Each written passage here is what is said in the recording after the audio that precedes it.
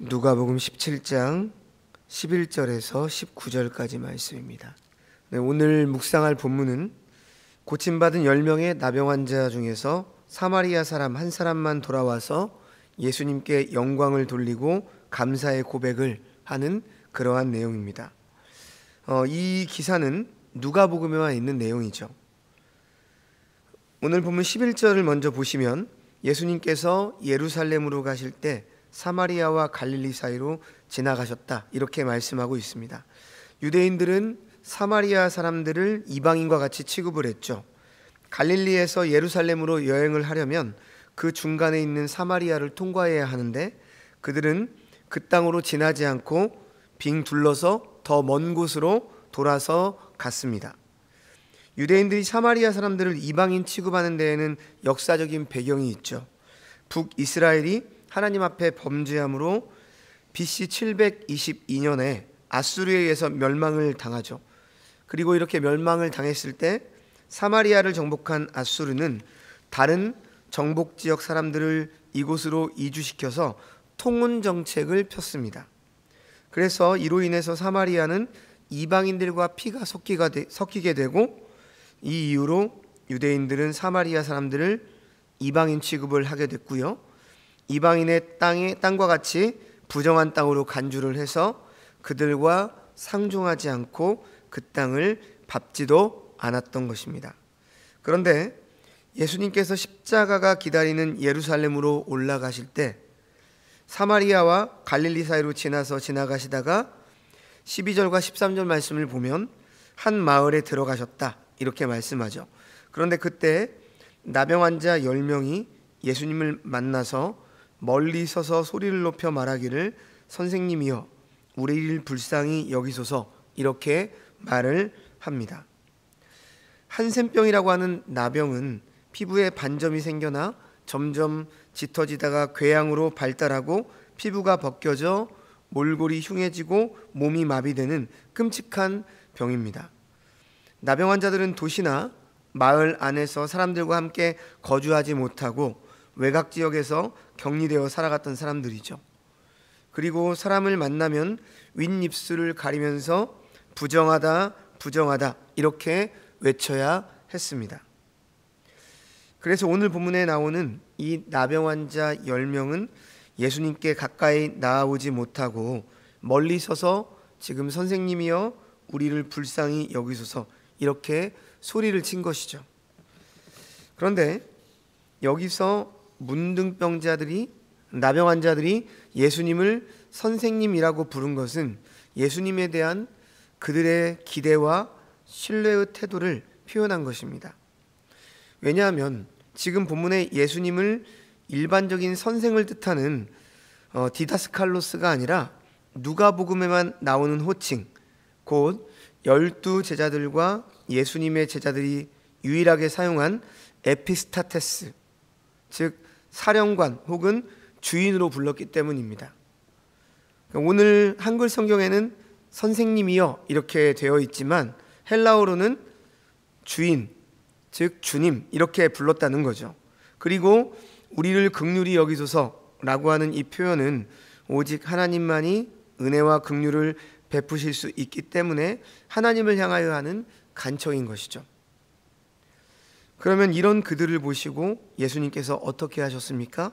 14절 말씀을 보시면요, 보시고 이르시되 가서 제사장들에게 너희 몸을 보이라 하셨더니 그들이 가다가 깨끗함을 받은지라, 이렇게 말씀하죠. 예수님께서는 그들을 보시고 안수하시거나 직접적으로 치유해 주지는 않으셨습니다. 다만 그들에게 가서 제사장들에게 너희 몸을 보이라, 이렇게 말씀만 하셨습니다.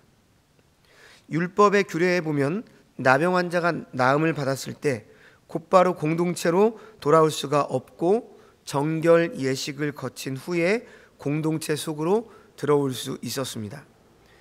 레위기 14장에 있는 내용을 보면요, 나병 환자의 정결케 되는 날의 규례에 대해서 자세히 설명을 하고 있는데요, 요약을 하면 나병 고침을 받은 자는 제사장에게로 데려가라고 하죠. 그리고 제사장은 진에 나가서 그를 진찰합니다. 진찰 결과 나병 환자가 나았으면 정결 예식을 행하게 했죠.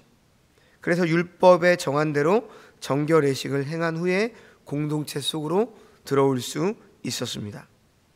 근데 그것도 곧바로 들어올 수 있는 것이 아니죠. 장막 밖에서 7일 정도를 거한 후에 들어올 수 있었습니다.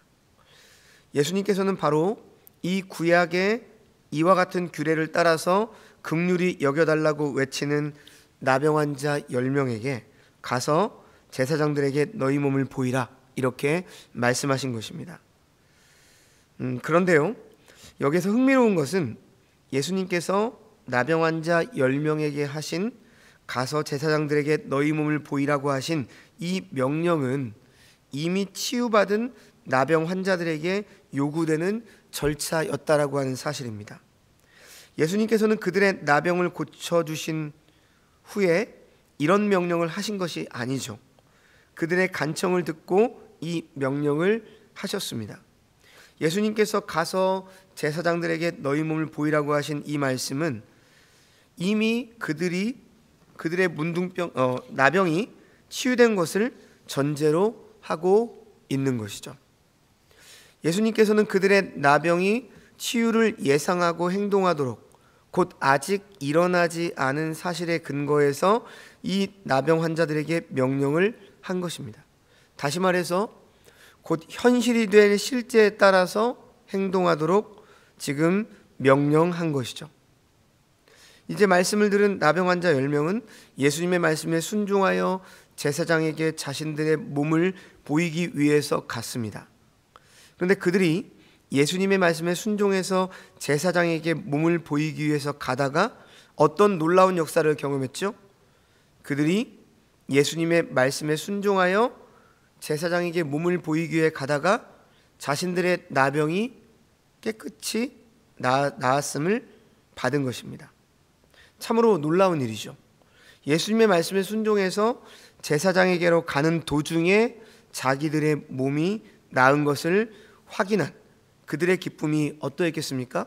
얼마나 기뻤을까요? 그동안 그들은 나병으로 인해서 말할 수 없는 이 고통과 아픔을 당해왔죠. 그런데 그들은 예수님의 말씀에 순종했을 때 깨끗하게 나음을 받았습니다. 그동안 문둥병으로 인해 당한 모든 아픔과 고통이 눈 녹듯이 사라졌을 것입니다.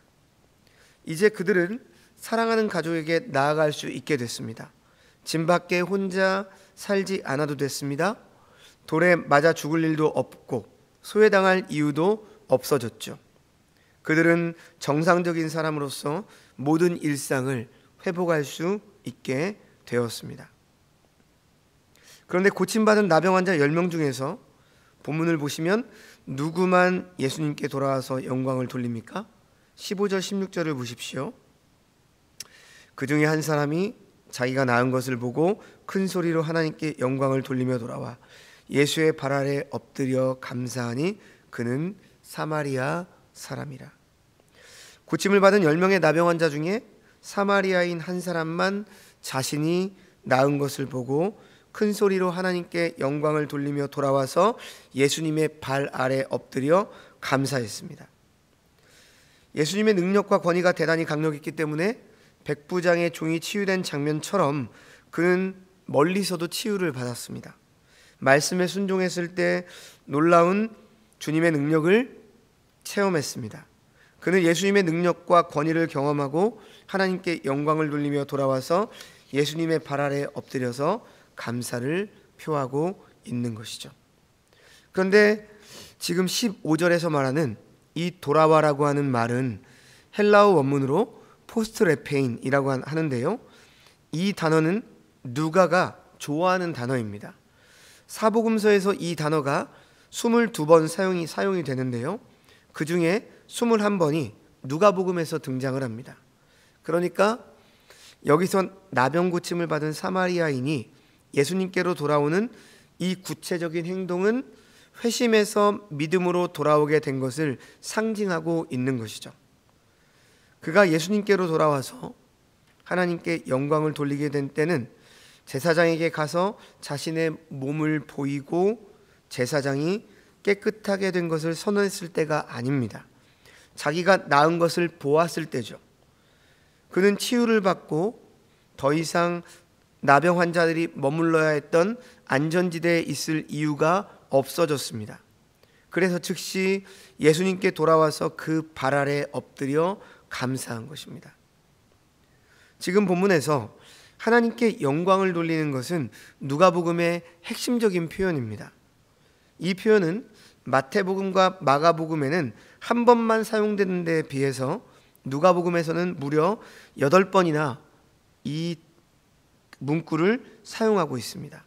그리고 예수님의 발 아래 앉거나 엎드리는 것 역시 누가복음의 핵심적인 특징이죠. 이스라엘에서 사람들은 보통 제단 앞에 혹은 왕의 발 앞에 경외심으로 엎드리지 일반 사람 앞에 그렇게 하지는 않습니다. 전형적으로 영광과 경외심은 하나님을 향했습니다. 그러나 오늘 본문에서 이 고침받은 나병 환자는 예수님을 향합니다. 그것도 나병에서 고침받은 유대인들이 멸시하는 사마리아 사람이 지금 예수님 앞에서 그렇게 하고 있는 것이죠. 유대인들은 사마리아인들을 단지 버림받은 자들일 뿐 아니라 혐오의 대상인 배교자라고 생각을 했습니다. 그러나 오늘 본문의 사마리아인 나병 환자는 예수님을 향해서 영광과 경외의 마음을 드림으로 이스라엘이 존재하는 핵심적인 목적을 성취하고 있습니다. 이스라엘의 존재 목적은 하나님께 영광을 돌리는 것이죠. 그런데 이것을 지금 예수님으로 말미암아 나병을 고침받은 이방인인 사마리아 사람이 그렇게 하고 있는 것입니다. 자, 계속해서 17절 18절 말씀 보시면 예수님께서는 사마리아인 하나만 돌아와서 영광을 돌리는 것을 보고 이렇게 말씀하시죠. 10사람이 다 깨끗함을 받지 아니하였느냐? 그 9은 어디 있느냐? 이 이방인 외에는 하나님께 영광을 돌리러 돌아온 자가 없느냐? 이렇게 말씀하십니다. 만일 여기서 돌아오지 않는 9명이 모두 유대인들이라면 예수님의 질문에 담긴 아이러니는 참으로 날카롭게 전달이 됩니다. 유대인들은 하나님께 감사해야 한다는 가르침을 받은 존재들인데 그에 반해서 이런 기대는 사마리아인과는 아무런 관련이 없는 것이죠. 하지만 하나님께 감사해야 할 유대인들이 돌아와 감사하지 않고 도리어 하나님께 감사해야 할 교육을 받지 못한 사마리아인 한 사람만 돌아와서 감사를 하는 것이죠. 그런데 오늘 본문에서 예수님께 돌아와 이 감사를 표시한 사마리아인 한 사람 외에 나머지 9명의 정체를 추론하는 점에 있어서 우리는 신중해야 합니다. 왜냐하면 누가는 돌아온 사마리아인이 유일한 사마리아인이었다거나 나머지 9명이 전부 유대인이었다 이렇게 직접적으로 말해주고 있지 않기 때문이죠. 오늘 본문에서 모호한 9명에 대해서는 추가적인 정보를 제공해주지 않고 돌아온 사마리아인 곧 이방인에게로 그 초점을 맞추고 있습니다. 여기서 이방인이라고 하는 말은 신약에서 이곳에만 등장을 해요. 우리가 오늘 본문에서 추론할 수 있는 것은 10명의 나병 환자 모두 예수님으로 인해서 기적적으로 나병을 치유받았다는 사실입니다. 그리고 사마리아인 단 한 사람만이 하나님께 영광을 돌리며 돌아와서 예수님께 영광을 돌렸다는 사실이죠. 우리가 앞에서도 잠시 봤습니다만 유대인들은 사마리아 사람들을 개처럼 취급했습니다. 그런데 어떻게 이런 사마리아인이 하나님께 영광을 돌리며 돌아와서 예수님께 영광을 돌리고 감사를 표현할 수 있는 것이죠? 그를 낫게 한 것은 제사장이 아닙니다. 자신에게 말씀하신 예수님이라고 하는 사실을 지금 사마리아인은 믿음으로 고백하는 것입니다. 이 사마리아 나병 환자는 이 사실을 안 것이죠. 그는 예수님의 말씀에 순종함으로 나병이 나음을 받은 사건을 통해서 예수님이 단순히 선생이 아니라 메시아임을 깨달은 것입니다. 오늘 본문의 사마리아인 외에 다른 9명도 자신들의 몸에 일어난 기적을 체험했어요. 이들도 당연히 예수님으로 인한 기적을 확신했고 그 기적으로 인해서 만족을 얻었을 것입니다. 그러나 그 기적이 그들을 예수님과 믿음과 구원으로 인도하지는 못했습니다. 이들 9명도 제사장에게 가서 나병이 나음을 받았음을 확인을 받고 또 율법의 절차를 따라서 제물을 하나님께 드렸을 것입니다. 레위기 14장에서 나병이 낫게 되면 제물을 드리는 것이 율법에 기록되어 있기 때문이죠. 그러므로 이들도 하나님께 그러한 방식으로 영광을 돌렸다고 생각을 했을 겁니다. 하지만 이제는 하나님께 영광을 돌리는 자리가 제사장이나 성전이 아닙니다. 그 모든 것을 성취하시는 지금 예수님에게로 모아져야 하는 것입니다. 예수님께 감사하는 것이 진정으로 하나님께 영광을 돌리는 것이죠. 그러므로 오늘 본문의 이 사건을 통해서 지금 예수님께서는 새로운 시대가 왔음을 알리고 계신 것입니다. 하나님 나라가 이 땅에 임한 것이죠. 바로 왕이신 예수 그리스도, 치료자이신 예수 그리스도가 왔음을 알리고 있는 것입니다. 마지막 19절을 보시면 예수님께서는 자신에게 돌아온 사마리아인을 향해서 이렇게 말씀하십니다.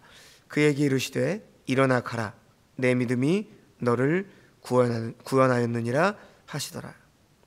예수님은 나병 고침을 받고 하나님께 영광을 돌리며 자신에게 돌아와 영광을 돌리는 사마리아인 나병 환자에게 구원을 선포하셨습니다.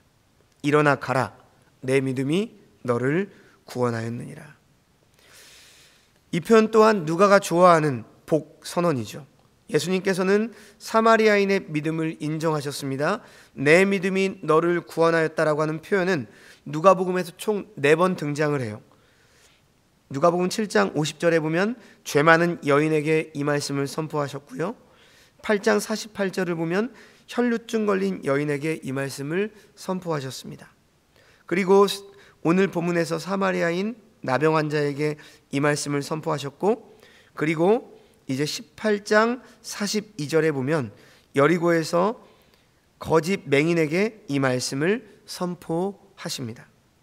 그런데 성도 여러분, 예수님의 지금 이 복의 선언, 곧 내 믿음이 너를 구원하였느니라, 이 복 선언은 바리새인이나 유대 지도자들에게 사용된 적이 없고 죄인들, 이방인들, 부정한 자들, 궁핍한 자들에게만 지금 사용이 되었다는 것이죠. 왜 이런 자들에게 이 복이 선언된 것일까요? 바로 하나님의 나라가 이런 자들의 것이기 때문입니다. 말씀을 마칩니다. 사랑하는 성도 여러분, 오늘 본문을 통해서 하나님께서는 우리에게 무엇을 말씀하고 계실까요?